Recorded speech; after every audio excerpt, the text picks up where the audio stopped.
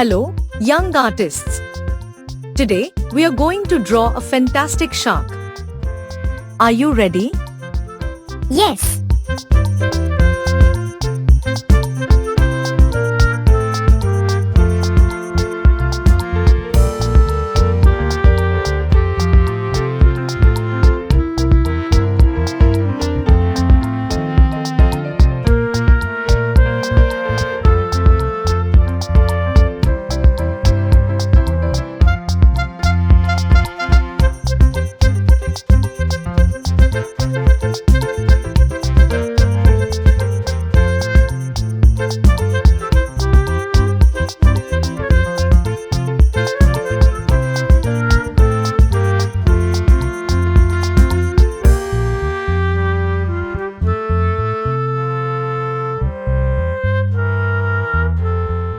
You can add more details, like for texture or shading if you'd like, but you've got the basic shark drawing down.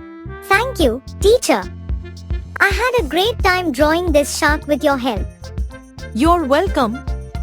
Keep practicing, and you'll get even better at drawing shark and other animals. Drawing is all about practice and patience.